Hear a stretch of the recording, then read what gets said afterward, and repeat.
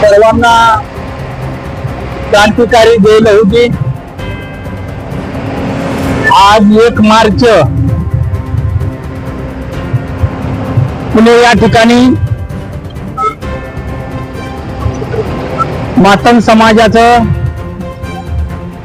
महाअधिवेशन लहुजी शक्ती सेना महाराष्ट्र राज्य यांच्या वतीने आयोजित केलेलं आहे। हे अधिवेशन लहुजी शक्ती सेनेचे संस्थापक अध्यक्ष विष्णुभाऊ कसबे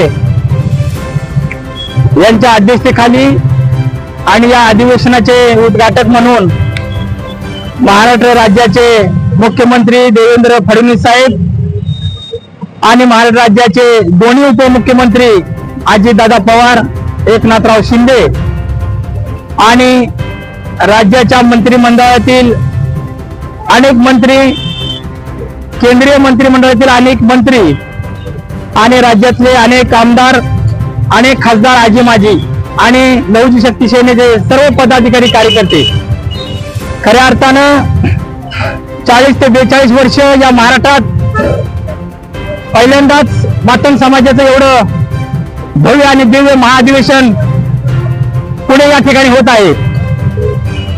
त्या अधिवेशनाचा मागचा हेतू देशाला अनेक वर्ष झाले स्वातंत्र्याला, परंतु मातंग समाजाचे अनेक प्रलंबित प्रश्न आहेत।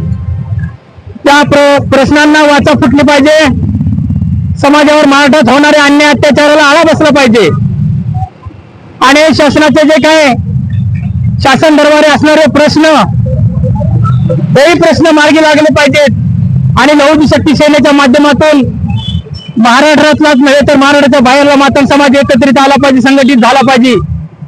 अशा हेतूनं विष्णुभाऊ कसबे असतील, आमचे कैलासभाऊ खंडारे असतील आणि बाकीचे इतर पदाधिकारी यांच्या नेतृत्वाखाली या संघटनेचं मोठं या महाराष्ट्रामध्ये एक जाळं निर्माण झालेलं आहे आणि या अधिवेशनाच्या रूपानं महाराष्ट्रातील मातंग समाजाची एकसंघ शक्ती तर निश्चितच दिसेल, परंतु हे अधिवेशन यशस्वीरित्या पार पडणारच आहे। पार पडल्यानंतर खऱ्या अर्थानं महाराष्ट्रामध्ये मातंग समाज दखलपात्र होणार आहे आणि हा दखलपात्र मातंग समाज ज्यावेळेस ठरेल त्यावेळेस खऱ्या अर्थानं त्या मातंग समाजाची जे काही अन्य अत्याचार होतात, अनेक गोष्टी, अनेक प्रश्न दुर्लक्षित होतात, अनेक ठिकाणी त्यांची दखल घेतली जात नाही, ते खऱ्या अर्थानं दखल घेतलं जाईल। म्हणून आज आम्ही फलटणवरून पुणे या ठिकाणी होणाऱ्या अधिवेशनाला चाललेलो आहे। या निमित्तानं मी महाराष्ट्रातल्या सर्व मातंग समाज बांधवांना आवाहन करतो की बांधवांनो, ही वेळ अनेक वर्षातून आलेली आहे आणि ही वेळ पुन्हा नाही। आपण जर एकत्रितरित्या या रस्त्यावर आलो आणि विष्णुभाऊंच्या पाठीशी आपण भक्कमपणे ठाम उभं राहिलो तर कुठेतरी आपली दखल घेतली जाणार आहे। आपण जर संघटित आलो नाही तर आपली दखल घेणार नाहीत आणि जो समाज संघटित आहे, जो समाज संघटितरित्या आहे, त्याची दखल घेतली जाते।